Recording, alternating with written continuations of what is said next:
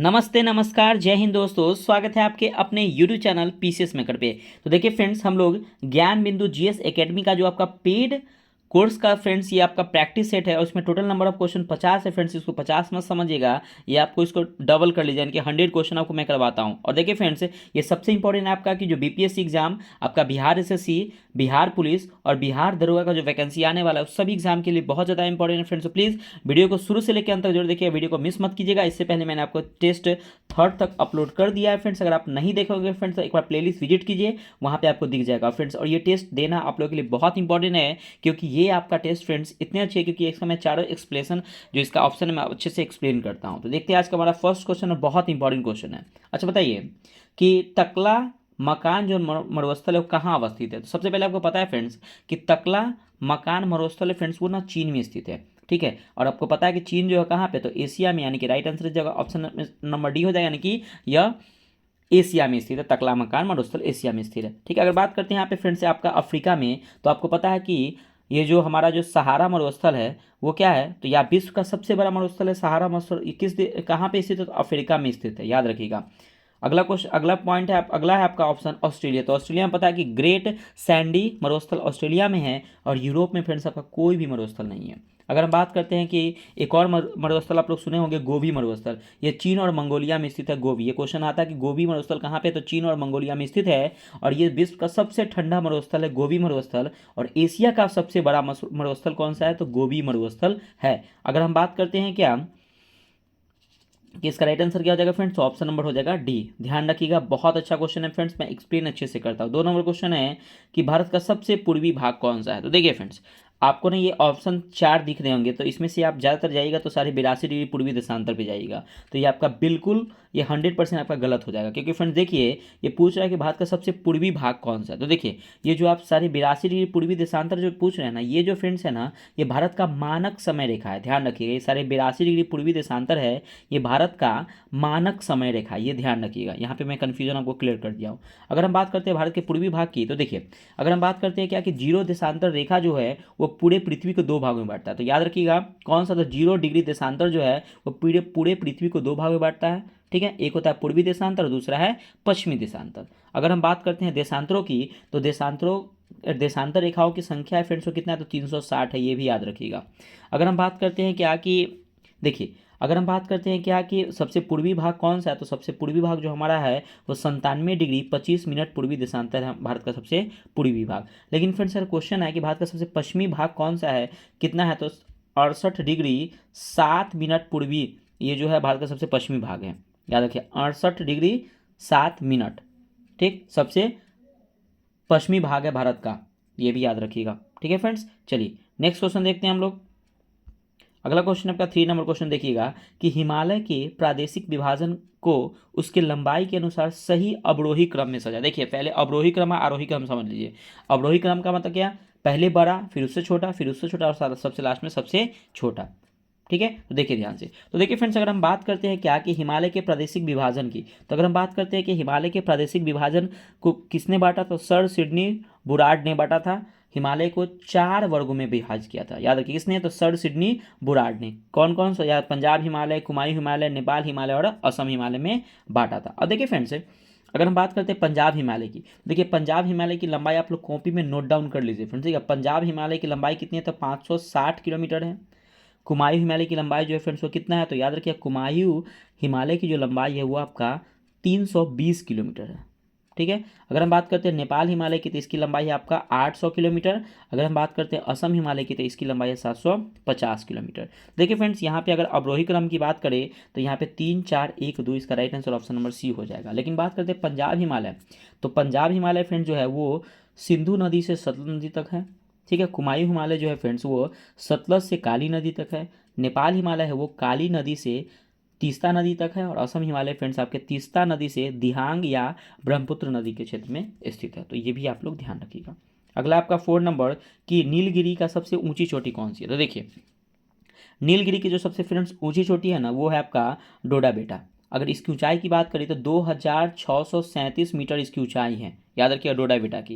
लेकिन क्वेश्चन है फ्रेंड्स कि दक्षिण भारत की सबसे ऊंची चोटी कौन है, तो अनाई मुदी, और इसकी ऊंचाई कितनी है, तो 2695 मीटर, याद रखिएगा 2695 मीटर इसकी ऊंचाई है। ठीक है, अगर बात करते हैं ब्रह्मगिरी की, तो ब्रह्मगिरी कर्नाटक में स्थित है और महेंद्रगिरी आपका उड़ीसा में स्थित है, पर्वत चोटी है, ध्यान रखिएगा। अब देखिए फ्रेंड्स 5 नंबर क्वेश्चन है कि निम्नलिखित में से कौन सा विकल्प सत्य नहीं है। तो देखिए ये जलप्रपात है और ये राज्य है। तो सबसे पहले अगर बात करते हैं कुचिकल जलप्रपात, तो पता होना चाहिए फ्रेंड्स कि कुचिकल जलप्रपात ये ना कर्नाटक में, बहुत बार आपके बिहार पुलिस के एग्जाम में क्वेश्चन आ चुका है कि कुचिकल जलप्रपात कहाँ है, तो कर्नाटक में स्थित है। और याद रखिएगा ये कर्नाटक राज्य में ना बराही नदी पर स्थित है। और याद रखिएगा फ्रेंड्स कि भारत का सबसे ऊंचा जलप्रपात है हमारा कौन सा है, तो कुचिकल जलप्रपात है। इसकी ऊंचाई कितनी है, तो 455 मीटर से ना ऊंचा से ये नदी में गिरती है, तो ये भी ध्यान रखिएगा। अब देखिए फ्रेंड्स ये ब्रज पोहा जो है ना, ये बिहार में नहीं है, ये आपका गलत हो जाएगा। ब्रज पोहा जो है फ्रेंड्स वो कर्नाटक के में मांडवी नदी पे। यन्ना जो है ये मध्य प्रदेश में सही है, नर्मदा नदी पर है। और देखिए दूध सागर, देखिए फ्रेंड्स यहाँ पे आप कन्फ्यूजन मत होइएगा, दूध सागर एक होता है दुग्ध सागर, दुग्ध धारा होता है। तो देखिए दूध सागर जो जलप्रपात है ना, ये गोवा में है लेकिन मांडवी नदी पर है। लेकिन बात करें एक फ्रेंड्स याद रखिएगा दुग्ध सागर, ऐसे दुग्ध सागर रहता है, ये दुग्ध सागर ये जो जलप्रपात है किस राज्य में है, तो ये मध्य प्रदेश में है, नर्मदा नदी पर स्थित है। तो राइट आंसर ऑप्शन नंबर यहाँ पे बी हो जाएगा।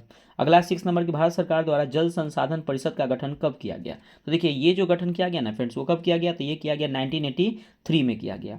ठीक है, तो भारत सरकार द्वारा जल संसाधन परिषद का गठन 1983 में किया गया। अगर हम बात करते हैं ना कि जल शासन, ये जो जल साधन संसाधन परिषद है इसकी बैठक की अध्यक्षता पीएम हमारे देश के प्रधानमंत्री करते हैं, ये भी याद रखिएगा। अगर हम बात करते हैं क्या कि इसके अध्यक्ष भी कौन होते हैं, प्रधानमंत्री होती है। लेकिन अगर उपाध्यक्ष की बात करें, यानी कि जल संसाधन परिषद के उपाध्यक्ष कौन होते हैं, तो केंद्रीय जल संसाधन मंत्री अभी वर्तमान में कौन है, तो गजेंद्र सिंह शेखावत है। तो ये क्या ये करते हैं। ठीक है, तो ये भी ध्यान रखिएगा। 7 नंबर है कि कोरबा एल्युमिनियम उत्पादक जिला यह अवस्थित है। देखिए फ्रेंड्स अगर हम बात करते हैं ना एल्युमिनियम के बारे में, तो थोड़ा सा मैं आपको पॉइंट बता दूं। देखिए एक बाल्को होता है BALCO, यानी कि बाल्को का फुल फॉर्म होता है भारत एल्युमिनियम कंपनी। देखिए ये जो होता है ना फ्रेंड्स, अगर हम बात करते हैं बाल्को की, तो ये 2 राज्य में, एक है आपका छत्तीसगढ़ में और एक आपका महाराष्ट्र में। अगर हम बात करते हैं ना कि छत्तीसगढ़ के कोरबा में है एल्युमिनियम उत्पादक और दूसरा है महाराष्ट्र के रत्नागिरी में। अगर यहाँ पे फ्रेंड्स क्वेश्चन आता कि जो रत्नागिरी एल्युमिनियम उत्पादन है किस जिले में, अगर किस राज्य में है, तो ये हो जाएगा महाराष्ट्र। लेकिन यहाँ पूछा जाएगा कोरबा, तो कोरबा आपके कहाँ पे है, तो छत्तीसगढ़ में है, तो ध्यान रखिएगा। अगला है आपका 8 नंबर की कोंकण रेलवे की लंबाई कितनी है। तो सबसे पहले देखिए पश्चिमी क्षेत्र को ना ये जो रेलवे को कोंकण रेलवे कहा जाता है। अगर हम बात करें कोंकण रेलवे की स्थापना कब हुआ था, तो 26 जनवरी, ठीक है 26 जनवरी 1998 को हुआ था। पहली बार रेलवे का संचालन हुआ था, कोंकण रेलवे का संचालन 26 जनवरी 1998 को पहली बार रेलवे का संचालन हुआ था। और ये पश्चिमी क्षेत्र को रेलवे को कोंकण रेलवे कहते हैं। और देखिए फ्रेंड्स यहाँ पे ना एक विवादित क्वेश्चन है, यहाँ पे क्या है कि कोंकण रेलवे की लंबाई कितनी है। तो देखिए हमारा जो NCERT है वो कहता है कि कोंकण रेलवे की जो लंबाई है वो 760 किलोमीटर है, 760। लेकिन यहाँ पे ऑप्शन में आपका 20 सही हो जाएगा, 741 किलोमीटर। ये हमारे एग्जाम में कहता है कि 741 किलोमीटर। तो ध्यान रखिएगा, दोनों में आपको बता दिया हूँ। 9 नंबर के निम्नलिखित में से कौन सा विकल्प सत्य है। तो देखिए अब यहाँ पे सत्य पूछा जा रहा है। तो देखिए पहले अगर बात करें शारदा परियोजना है वह झारखंड में नहीं है फ्रेंड्स। शारदा परियोजना है ना यूपी में शारदा नदी पर है, याद रखिए शारदा परियोजना कहाँ है, तो यूपी में शारदा नदी पर है। और ये इसमें जनरली ना सिंचाई कार्य के लिए किया जाता था इस परियोजना का उपयोग। अगला है आपका कि पूर्णा। तो पूर्णा देखिए फ्रेंड्स, ये पूर्णा जो है गुजरात में नहीं बल्कि महाराष्ट्र में पूर्णा नदी पर है। और वारगी जो है वो राजस्थान में नहीं बल्कि मध्य प्रदेश में है। अब देखिए हंसदेव बंगो जो है वो छत्तीसगढ़ में सही है, छत्तीसगढ़ के हंसदेव नदी पर स्थित, यानी कि ऑप्शन नंबर डी आपका सही हो जाएगा।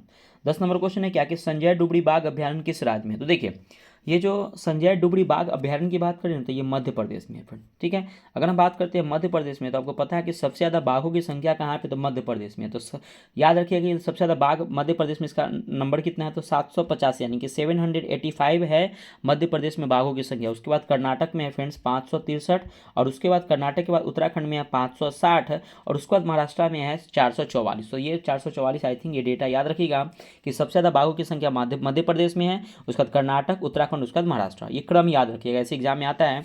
अभी वर्तमान में बाघों की कुल संख्या ना वो याद रखिएगा 3682 है। इससे पहले फ्रेंड्स 3167 था। ठीक है, तो अभी वर्तमान में 3682 बाघों की संख्या है। अगला क्वेश्चन है आपका 11 नंबर की निम्नलिखित में से कौन सा जैव मंडल आरक्षित क्षेत्र यूनेस्को की सूची में शामिल नहीं है। तो देखिए फ्रेंड्स इससे पहले वाले अगर आप टेस्ट दिए होंगे फ्रेंड्स प्लीज़ आप जरूर दीजिएगा टेस्ट, क्योंकि एक टेस्ट दूसरे टेस्ट से थोड़ा सा रिलेटेड रहता है, तो आपको समझ में अच्छे से आएगा। तो जैव मंडल आरक्षित क्षेत्र अभी वर्तमान में कितने हैं, तो 18 है। ठीक है, 18 जैव मंडल आरक्षित क्षेत्र है। लेकिन अगर हम बात करते हैं ना कि यूनेस्को के द्वारा ना 12 मतलब कि 12 जो जैव मंडल क्षेत्र है उसको यूनेस्को में शामिल किया गया। देखिए फ्रेंड्स, ये ऑप्शन के अनुसार ना ये सभी आपकी यूनेस्को में शामिल है, जिसमें कंचनजंगा आपका पता है कि सिक्किम में है। उसके बाद पन्ना राष्ट्रीय उद्यान जो है फ्रेंड्स वो कहाँ पे है, तो मध्य प्रदेश में है। सिमलीपाल जो है वे कहाँ पे है, तो उड़ीसा में है। और सुंदरबनी आपके वेस्ट बंगाल में, यानी कि option number A B C D ये सभी सही है, सभी शामिल है, तो ध्यान रखिएगा। 12 नंबर क्वेश्चन है कि राष्ट्रीय डेयरी योजना किसके सहयोग से चलाई जा रही है। तो देखिए ये जो है ना आपके विश्व बैंक के और राष्ट्रीय डेयरी विकास बोर्ड के सहयोग से चलाया जा रहा है राष्ट्रीय डेयरी योजना, याद रखिएगा। और ऑपरेशन फ्लड जो है ना दूध से संबंधित है, ये भी ध्यान रखिएगा। 13 नंबर क्वेश्चन है क्या है, हाइड्रोजन विजन 2025 का संबंध किससे है। तो देखिए इसका संबंध ना फ्रेंड्स पेट्रोलियम उत्पाद के भंडारण के लिए हाइड्रोजन विजन 2025 का संबंध है। 14 नंबर है कि आयरन एंड स्टील कंपनी इसको अवस्थित। देखिए फ्रेंड्स, आप इसको सुने होंगे, आप टिस्को सुने होंगे, मैं दोनों आपको यहाँ पे क्लियर कर देता हूँ। देखिए फ्रेंड्स, यहाँ पे इसको है, इसका फुल फॉर्म होता है Indian iron and steel company होता है। अगर बात करते हैं इसको की स्थापना कब हुआ था, तो 1918 में वेस्ट बंगाल के वर्णपुर में दामोदर नदी पर मतलब क्या स्थापित किया गया था, याद रखिएगा। अगर हम बात करते हैं क्या कि ये कहाँ पे स्थापित हुआ था, ये क्वेश्चन आ रहा है, तो ये याद रखिएगा, इसका ऑप्शन हो जाएगा ऑप्शन नंबर बी, दामोदर नदी के संगम पर यह स्थित है इसको। ठीक है। अगर बात करते हैं फ्रेंड्स टिस्को, तो ये आपको दिख रहा होगा खड़कई नदी के संगम पर। तो देखिए टिस्को जो है ना टाटा स्टील जो टाटा आयरन स्टील कंपनी जो है वो जमशेदपुर जी टाटा के द्वारा इसका स्थापना 1907 में होता है टिस्को का स्थापना। ठीक है। और ये क्या है, तो खड़कई नदी के संगम पर क्या है ये स्थित है। और एक और यहाँ पे ऑप्शन है फ्रेंड्स आपका, देखिएगा भद्र नदी के तट पर। तो याद रखिएगा कि विश्वेश्वरैया जो आयरन स्टील जो प्लांट है वो 1923 में विश्वेश्वरैया आयरन स्टील प्लांट की स्थापना हुआ था। और याद रखिएगा ये कहाँ पे है, तो याद कर्नाटक में स्थित है, याद रखिएगा भद्रा नदी के तट पर। अगला क्वेश्चन है आपका 15 नंबर की, निम्नलिखित में से किस महानगर की जनसंख्या सर्वाधिक है। तो देखिए अब यहाँ पे पूछा जा रहा है कि सबसे ज़्यादा महानगर की जनसंख्या सबसे ज़्यादा कहाँ पे, तो याद रखिए ऑप्शन नंबर ये याद रखें बम्बई। तो बम्बई में क्या है ना कि सबसे ज़्यादा महानगर में सबसे ज़्यादा जनसंख्या है उसका, दिल्ली चेन्नई कोलकाता ये सभी में ज़्यादा है। लेकिन देखिए अब यहाँ पे क्वेश्चन फ्रेंड्स आता है कि निम्नलिखित में से किस द्वीप की जनसंख्या सर्वाधिक है। तो याद रखिएगा जो बम्बई जो है ना फ्रेंड्स वो सालसेट द्वीप पर स्थित है, ये बहुत इंपॉर्टेंट पॉइंट है, सालसेट द्वीप पर स्थित है। और सालसेट द्वीप क्या है कि सबसे बड़ा जनसंख्या द्वीप है, ध्यान रखिएगा। अगला आपका 16 नंबर की, हेनसांग सर्वप्रथम किस भारतीय राज्य में पहुंचा था। देखिए फ्रेंड्स हेनसांग जो था ना वो हर्षवर्धन के शासनकाल में आया था, ये तो आपको पता है। और हेनसांग क्या है, तो एक चीनी बौद्ध यात्री था। ठीक है। और हेनसांग जो आया था वो 629 ईस्वी में चला था, ठीक है। और 630 में पहुंच गया था भारत में, और भारत को पूरा भ्रमण किया था अच्छे से। और भारत में जो सबसे पहले आया था वो आया था फ्रेंड्स वो कपिसा में आया था, कपिसा, ऑप्शन नंबर बी, यानी कि कपिसा में यह आया था। ठीक है। और भारत में लगभग 644 ईस्वी तक ये भारत में आराम से क्या हुआ कि एकदम घुमा अच्छे से, उसका 644 ईस्वी यहाँ से गया था। और एक क्वेश्चन आता है कि जो हेनसांग की जो यात्रा वृतांत है ना वो CU की पुस्तक में मिलती है, ध्यान रखिएगा। कौन सी पुस्तक फ्रेंड्स, तो CU की पुस्तक में हेनसांग की यात्रा वृत्तांत का वर्णन मिलता है। 17 नंबर की, गौतम बुद्ध का महाविनिष्क्रमण का प्रतीक चिन्ह क्या है। तो देखिए फ्रेंड्स सबसे पहले हम यहाँ पे आपको डाउट क्लियर कर देते हैं कि महाविनिष्क्रमण का मतलब क्या होता है। तो देखिए जब बौद्ध भगवान जब 29 वर्ष की अवस्था में थे ना, 29 वर्ष की अवस्था में अपना गृह को त्यागे थे, ठीक है ना। तो गृह जब त्यागे थे ना तो उसको महाविनिष्क्रमण कहते हैं। और जब गृह जब त्यागे थे तो इसका प्रतीक चिन्ह क्या है, तो इसका प्रतीक चिन्ह घोड़ा था। और याद रखिएगा बौद्ध भगवान के घोड़ा का नाम क्या था, कंथक था। और सारथी का नाम क्या था, चन्ना था। ठीक, तो ये ध्यान रखिएगा। अगर बात करते हैं कमल एवं सांड, तो पता है कि जन्म का प्रतीक कमल एवं सांड है। पीपल जो आपके बुद्ध भगवान को ज्ञान की प्राप्ति हुई थी, निरंजना नदी के तट पर बोध गया में इनको ज्ञान की प्राप्ति हुई थी। और बात करते हैं चक्र क्या है, तो ये धर्म चक्र प्रवर्तन। सबसे पहले बौद्ध भगवान है जो गौतम बुद्ध ने सारनाथ में अपना पहला उपदेश दिया था, जिसको हम लोग धर्म चक्र प्रवर्तन के नाम से जाना जाता है। तो याद रखिएगा यहाँ पे ऑप्शन नंबर डी हो जाएगा, इनमें से कोई नहीं, क्योंकि इसको हम लोग कहते हैं गृह त्यागना, मतलब कि घोड़ा था इसका प्रतीक चिन्ह महाविनिष्क्रमण का। 18 नंबर क्वेश्चन के, अर्थशास्त्र में चर किसे कहा जाता था। तो देखिए अर्थशास्त्र में ना चर जो कहते थे ना वो जासूस को कहते थे। क्यों, क्योंकि अर्थशास्त्र को पता है कि अर्थशास्त्र के लेखक कौटिल्य है। और मौर्य काल के बारे में जानकारी जो है ना फ्रेंड्स वो कहाँ पे मिलती है, तो अर्थशास्त्र के पुस्तक में मिलती है।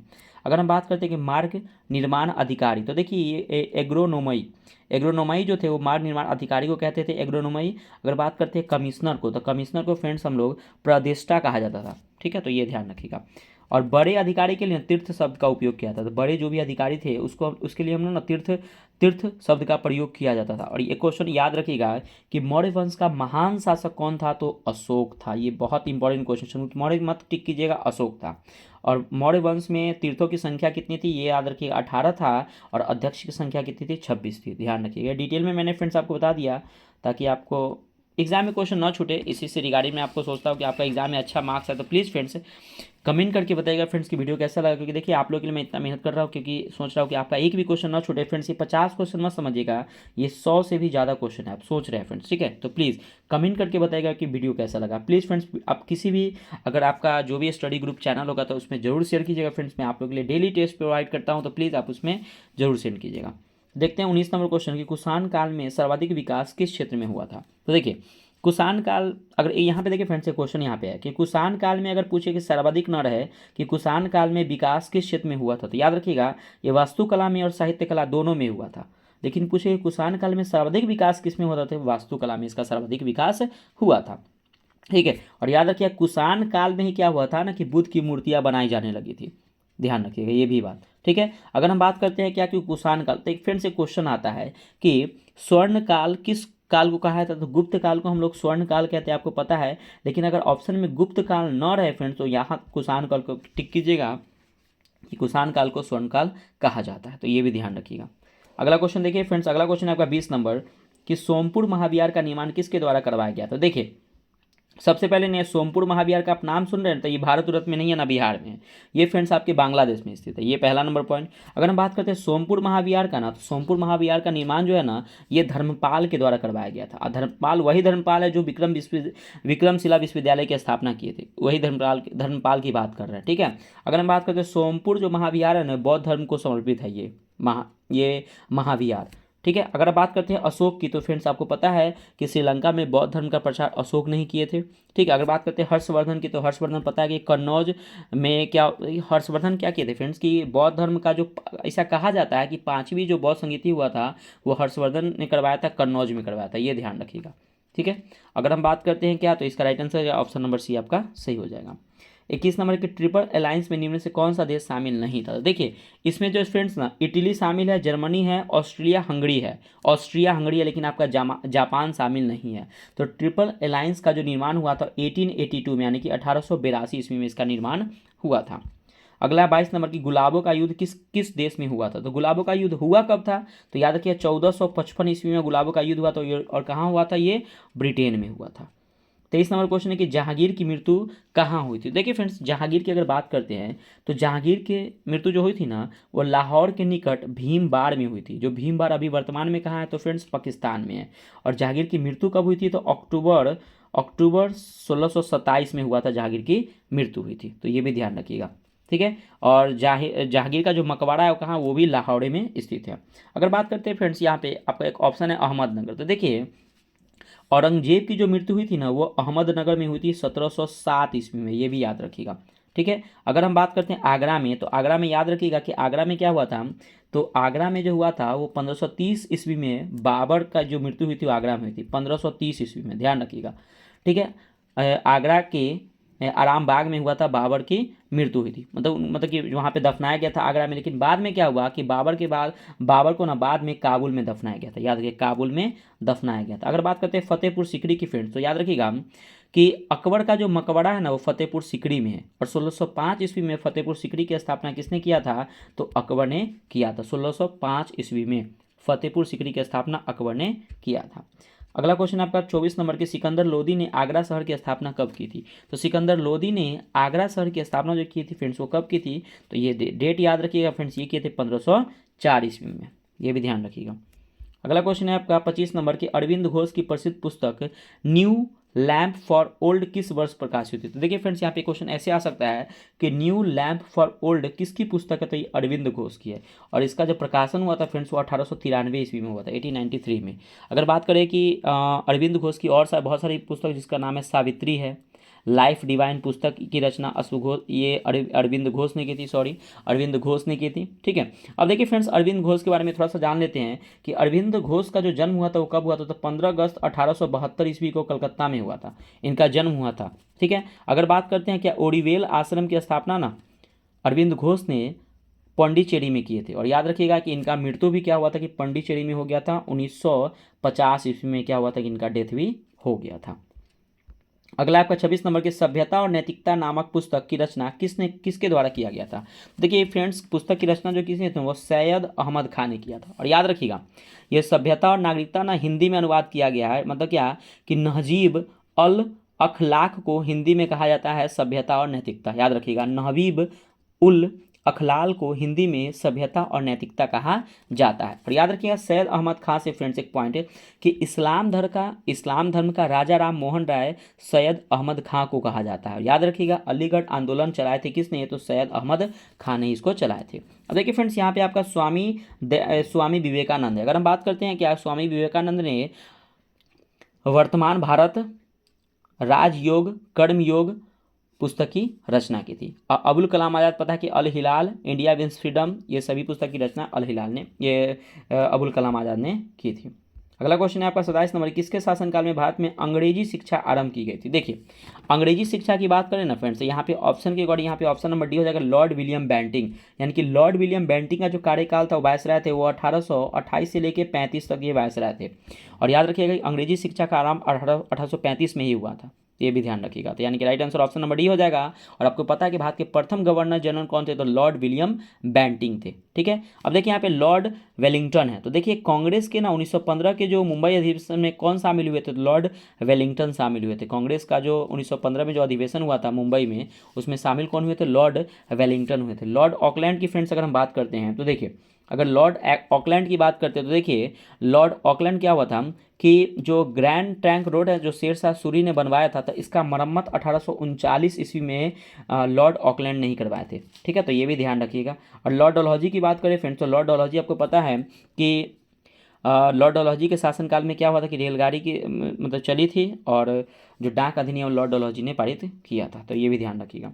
28 नंबर की अभिनव भारत संस्था की स्थापना कब की गई थी, तो इसका जो स्थापना हुआ था 1904 में हुआ था। अभिनव भारत संस्था की स्थापना कहाँ हुआ था, महाराष्ट्र में हुआ था। इसकी स्थापना किसने की थी, तो वी डी सावरकर के द्वारा की गई थी। और देखिए फ्रेंड्स ये पहले अभिनव भारत अभी वर्तमान में है, लेकिन इससे पहले ना अभिनव भारत के बदले में एक मित्र मेला गुप्त एक क्रांतिकारी संगठन था। ये गुप्त क्रांतिकारी संगठन था जिसका स्थापना 1899 ईस्वी में वी डी सावरकर ने ही की थी, लेकिन बाद में इसे क्या हुआ कि अभिनव भारत कहा जाने लगा। संस्था कब हुआ स्थापना, तो 1904 में इसका स्थापना हुआ था, ये भी ध्यान रखिएगा।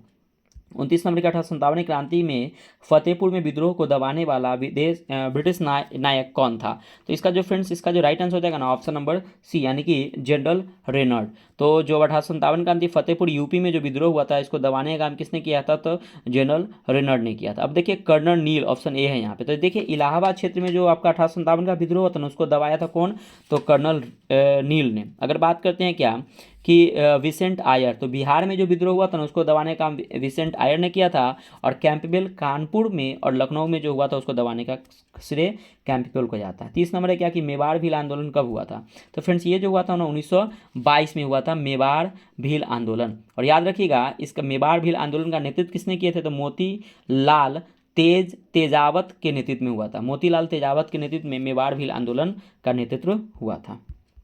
अगला क्वेश्चन है आपका 31 नंबर, देखिए क्वेश्चन 31 नंबर क्या कि सचेतक की नियुक्ति कौन करता है, तो देखिए फ्रेंड्स इसकी जो नियुक्ति करता है ना वो संसदीय दल करता है, यानी कि ऑप्शन नंबर सी हो जाएगा, ध्यान रखिएगा। अब देखिए 32 नंबर बहुत इंपॉर्टेंट क्वेश्चन है, थोड़ा सा ध्यान से इसको सुनिएगा क्वेश्चन। तो ये क्वेश्चन है क्या कि 73वें संविधान संशोधन के बाद पंचायती राज अधिनियम का निर्माण करने वाला प्रथम राज्य कौन बना था। तो देखिए फ्रेंड्स आप लोग तो ज़्यादातर आप राजस्थान को टिक कीजिएगा, जिसमें आपका 200% ये गलत हो जाएगा। देखिए फ्रेंड्स अगर बात करते हैं कि 73वें संविधान संशोधन, तो ये कब आया था 73वें संविधान संशोधन, पता है कि 1992 में 73वें संविधान संशोधन आया था, लेकिन ये लागू कब हुआ था, तो 24 अप्रैल 1993, डेट याद रखिएगा 24 अप्रैल 1993 में क्या हुआ था फ्रेंड्स, यह लागू हुआ था 73वां संविधान संशोधन। तो देखिए फ्रेंड्स अगर हम राजस्थान की बात करते हैं ना, तो राजस्थान में ना पंचायती राज व्यवस्था की स्थापना हुआ था 2 अक्टूबर, याद रखिएगा 2 अक्टूबर 1959 को इसका स्थापना हुआ था राजस्थान के नागौर जिले में। लेकिन यहाँ पे पूछा जा रहा है 73 यानी कि 1992 के बाद की बात कर रहा है। अगर बात करें उसके बाद आंध्र प्रदेश में 11 अक्टूबर 1959 को इसको क्या हुआ था, पंचायती राज का गठन हुआ था आंध्र प्रदेश के महबूब नगर में। लेकिन यहाँ पे राइट आंसर हो जाएगा ऑप्शन नंबर डी, यानी कि कर्नाटक आपका राइट आंसर हो जाएगा। ठीक है। अगला क्वेश्चन है आपका 33 नंबर कि लोक लेखा समिति अपना प्रतिवेदन किसे देता है। तो देखिए लोक लेखा जो समिति अपना प्रतिवेदन जो है ना वो लोकसभा को देता है, ये ध्यान रखिएगा। ठीक है। अगर बात करते हैं कि लोक लेखा समिति का जो ये देखिए वित्तीय और मतलब कि अस्थायी समिति है, याद रखिए लोक लेखा समिति क्या है कि वित्तीय और अस्थायी समिति दोनों है, और इसके अध्यक्ष कौन होते हैं तो लोकसभा के हमेशा विपक्ष के नेता इसके अध्यक्ष होते हैं। अगला 34 नंबर की राष्ट्रीय ध्वज फहराना मौलिक अधिकार है, इसकी घोषणा किस वर्ष की गई थी। देखिए इसकी जो घोषणा की गई थी ना वो 2004 ईस्वी में की गई थी। अगर हम बात करते हैं कि राष्ट्रीय ध्वज फहराने का मौलिक अधिकार अनुच्छेद 19 के 1 के क में ये कहा गया, अनुच्छेद 19 के 1 के क में वर्णित है कि राष्ट्रीय ध्वज फहराना एक मौलिक अधिकार है। तो यह ध्यान रखिए, ऑप्शन नंबर सी आपका सही हो जाएगा।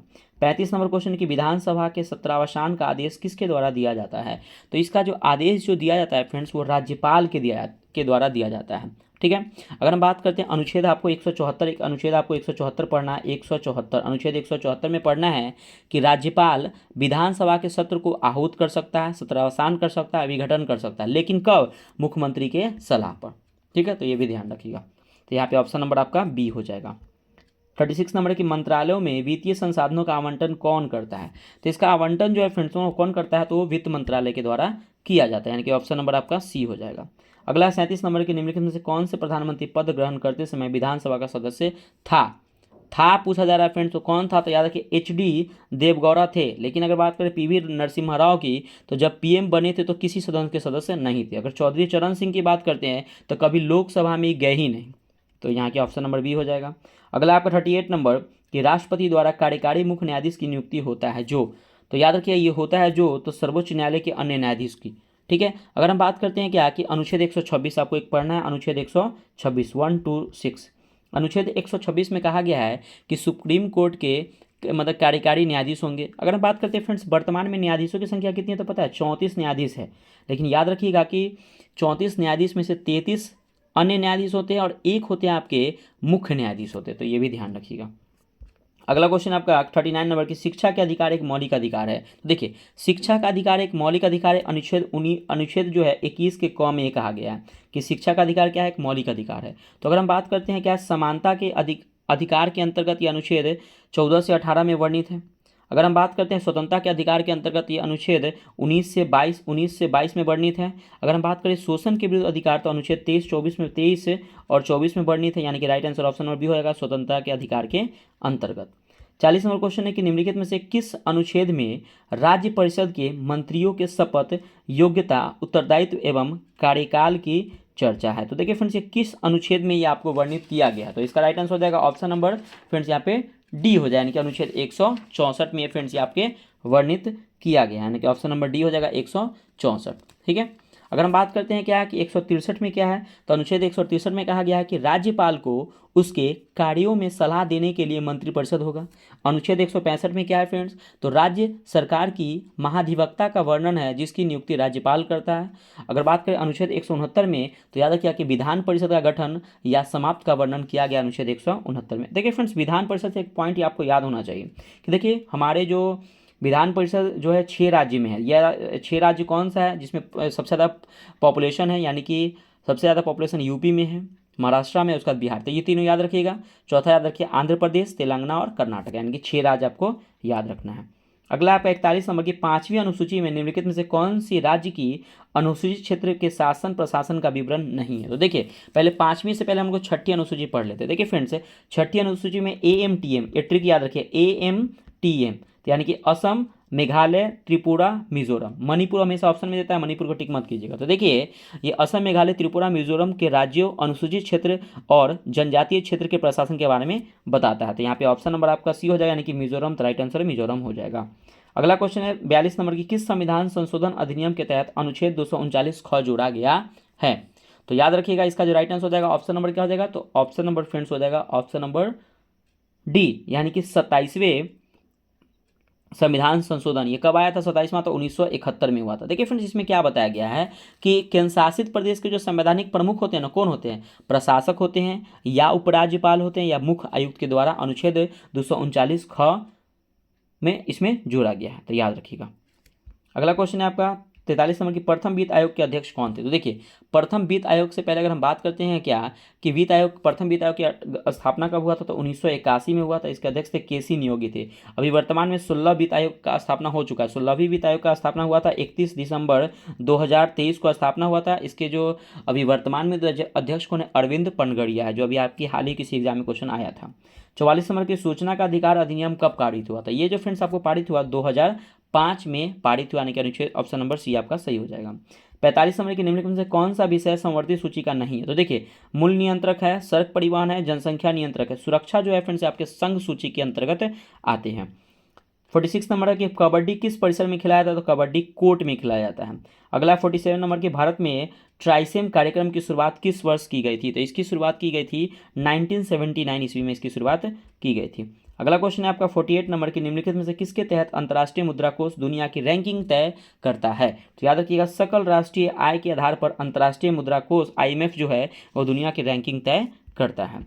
49 नंबर की वर्तमान समय में भारत की गरीबी रेखा का निर्धारण कौन करता है? तो ये करते हैं नीति आयोग। और फ्रेंड्स, नीति का फुल फॉर्म होता है national institute for transforming India. NITI Aayog की स्थापना हुआ था 1 जनवरी 2015 को हुआ था। योजना आयोग को हट के नीति आयोग की स्थापना हुआ था। और नीति आयोग के अभी अध्यक्ष वर्तमान में देश के PM होते हैं। और इसके उपाध्यक्ष कौन है? तो सुमन बेरी है।